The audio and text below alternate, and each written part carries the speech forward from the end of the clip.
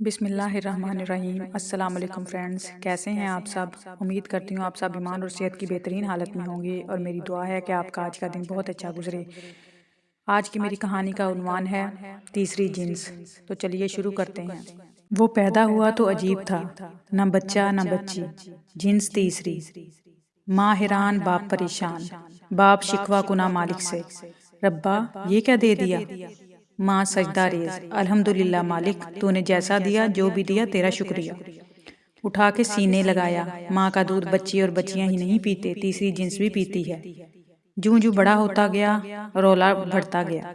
बाप कहता, भली लोग ये मुझे दे, मैं इसे छोड़ आता हूँ इसकी बरादरी के पास।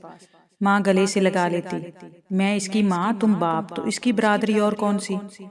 जोर डालता तो वो मिनतों पर उतर आती, क्या मेरे सरताज, इतना दिया हुआ खुदा का, खाने दो इसे भी। ऊंच नीच समझाने लग जाता, मगर साहिब कौन जीता है आज तक ममता के आगे। रोला माशरा बनाता है, बाप बाहर जाता, इशारे होने लगते, वो देख वो इसके घर खुसरा पैदा हुआ है, ओए वो देख खुसरे का बाप आ रहा है। सरगोशियां होने लगती, मगर ऐसी कि जिसके बारे की जा रही हूं वो सुन ले। बरादरी वाले शोर करते, भाई बेइज्जती हो रही हमारी, इसे क्यों नहीं छोड़ आते किसी गुरु के पास।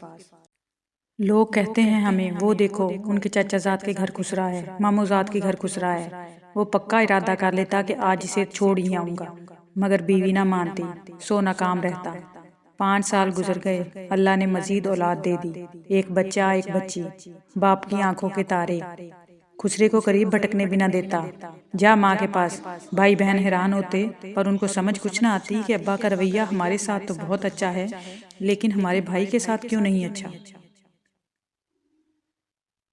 वो माँ का लाडला, दो और को वक्त कम मिलता, उसे ज्यादा। बाप शिकवा करता कि तुम बाकी बच्चों को टाइम नहीं देती, तो कहती बाप का प्यार भी तो देना है उसे, तभी तुझे ज्यादा लगता है। 5 साल बाद शोहर ने पक्का इरादा कर लिया, अब की बार कोई बात नहीं मानूंगा, छोड़कर ही आऊंगा इसको। बीवी को कहा तो एक नजर डालकर समझ गई कि अब की बार जमाना जीतने वाला है। पर साहिब, ममता के आगे कौन जीतता है। हाँ में सर हिला दिया और इसका सामान बांधने लगी। शोहर कुछ देर बाद वापस आया तो 2 बैग तैयार पड़े थे। इतना सामान इसका। नहीं मेरा भी है। क्यों, तुम कहाँ जा रही हो। जहाँ ये जाएगा, तुम इसे घर से निकालोगे तो मैं भी जाऊंगी घर से। दरवाजा बंद करो, फिर मैं जानूं ये जाने, और इसका वो खुदा जिसने इसे सांसें दी, जिंदगी दी, वो खुदा जो फजूल कोई चीज पैदा नहीं करता, वो खुदा जो पत्थर में भी गजा देता कीड़े को। ये इंसान है, हाथ पांव सलामत है, मैं भी तो हूँ, कर लेंगे हम गुजारा। बस तुम घर से निकालो, बल्कि हटो, मैं खुद चली जाती हूँ। शोहर था, जिंदगी बिताई थी साथ में, जानता था अच्छे से कि जब जिद पर आ जाती है तो किसी की नहीं सुनती। आज उखड़ गई है, वही करना है जो कह रही है, और ऐसा वो नहीं चाहता था कि वो घर से जाए। ममता से कोई नहीं जीत सकता। फिर जिक्र ना हुआ, खामोशी हो गई 3 साल तक। इस अरसे में अल्लाह पाक ने एक और बेटी नायत फरमा दी, पर माँ का लाडला फिर भी वो खुसरा ही रहा। वो 9वें साल में था जब माँ चली गई। कुछ भी ना था, रात सोई सवेरे उठ ना सकी। रोशनियों भरा घर वीरान हो गया, मगर इसकी तो दुनिया ही वीरान हो गई। अभी कब्र की मिट्टी खुश्क भी ना हुई थी कि बाप ने घर से निकाल दिया। जा कहीं चला जा, अब तेरा इस घर में कुछ नहीं। खामोशी से निकला, माँ की कब्र पर गया, दिल भर कर रोया, बहुत रोया। मन हल्का हुआ तो शहर की जानिब रवाना हो गया। कदम कदम पर सितम करने वाली दुनिया में गुम हो गया। बाप ने शुक्र अदा किया कि जान छूटी, मगर अभी गहरा घाव बाकी था। घर से निकाले जाने के बाद वो दरख्त के गिरे पत्ते जैसा था, हवा जिधर चाहे उड़ा के ले जाए। ऐसा ही हुआ, एक जगह से दूसरी जगह, यहाँ वहाँ, कभी किसी वर्कशॉप में छोटे की नौकरी, तो कहीं होटल का बहरा बना। बेपनाह हुस्न और खदोखाल में नस्वानीपन इसके लिए अजाब ठहरा। इंसान नुमा भेड़िए इस पर झपटते, वो भाग पड़ता। इसी भाग दौड़ में शहर की मशहूर व मारूफ शख्सियत होटल वाले हाजी के पास जा पहुंचा। हाजी होटल का मालिक था। शहर में कई होटल, मार्केटें, प्लाजे और ट्रांसपोर्टर भी वहां आते थे। दलेर और असूली आदमी था, साफ शफाफ, खरापन असूल था उसका। इस होटल के हाजी ने कहा, आपके लिए कुर्सियां लगी हुई, दरियां चारपाइयां बिछी हुई हैं, यहाँ बैठो, खाओ पियो, जब तक जी चाहे यहाँ रहो, कोई उठाने वाला नहीं होगा। मगर दंगा रोड पर, नशा होटल से बाहर, यहाँ ऐसा कुछ नहीं करोगे, और अगर करोगे तो पछताओगे। यहाँ इसके कदम जम गए, शिनाख्त जाहिर हो गई। दरिंदों ने पेशकदमी की, मगर यहाँ हाजी था। कहता, लाडे तू जैसा भी है, जो भी है, जब तक हाजी के पास है कोई माई का लाल तुझे कुछ नहीं कह सकता। हुआ भी ऐसा है। दो चार ने पेशकदमी की, हाजी आड़े आया, खूब बेइज्जत किया। दूसरे खुद डर गए। हाजी के पास गुजरे वक्त को वो बेहतरीन वक्त करार देता है। हाजी उसका उस्ताद था, जमाने के सर्द गर्म समझाने वाला। खुसरों के गिरोह ऐसे लोगों की तलाश में रहते हैं जो इन जैसे होते हैं, उनकी बरादरी के, जहां मिले फिर साथ ले जाने के लिए भरपूर कोशिश करते हैं। इसे भी कई गुरु लेने आए, पर हाजी ने भगा दिए।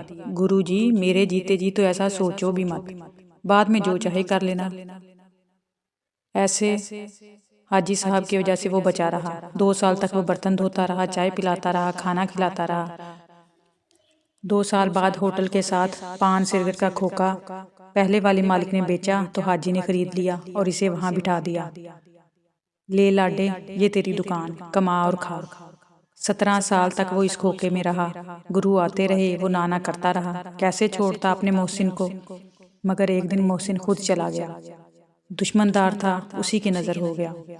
वो दूसरी बार जी भर कर रोया, यतीम सा महसूस किया खुद को। यकदम से सर से साया छिन गया, चिलचिलाती धूप में आ पड़ा। हाजी क्या मरा, उस पर तो दुश्मनों की बौछार हो गई। कौन रोकता। गुरुओं ने फिर अल्लाह बोला, कहा, लाडे इधर क्या रखा है, कसमें तो हीरा है हीरा, साथ चल, तुझे तेरी कीमत बताएं। वो ना जाता, मगर लोग थे कि बाज ना आते थे।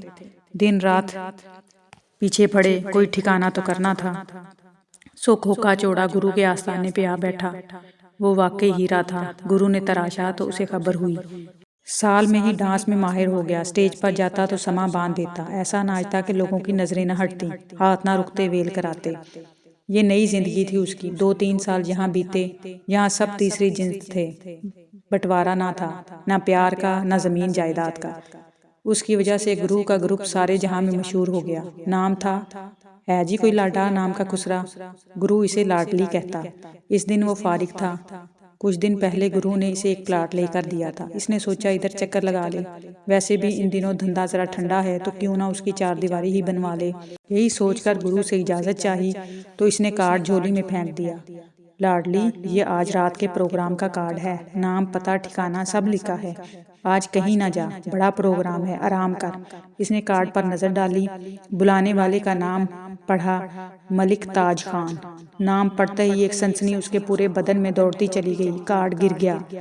प्रोग्राम इसने बहुत किए थे, मारूफ डांसर था, रोज का मामूल था। प्रोग्राम बड़ा हो या छोटा इसे गर्ज नहीं थी, मगर ये मलिक ताज का प्रोग्राम था। अजीब हालत हो गई उसकी। वो नाचना चाहता था और नहीं नाचना भी चाहता था।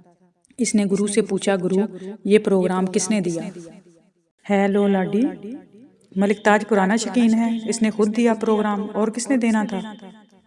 फिर गुरु यादें ताजी करने लग गया। हाय हाय लाडी, क्या वक्त था मुझ पर, बिल्कुल तेरी तरह समा बांध लेती थी मैं।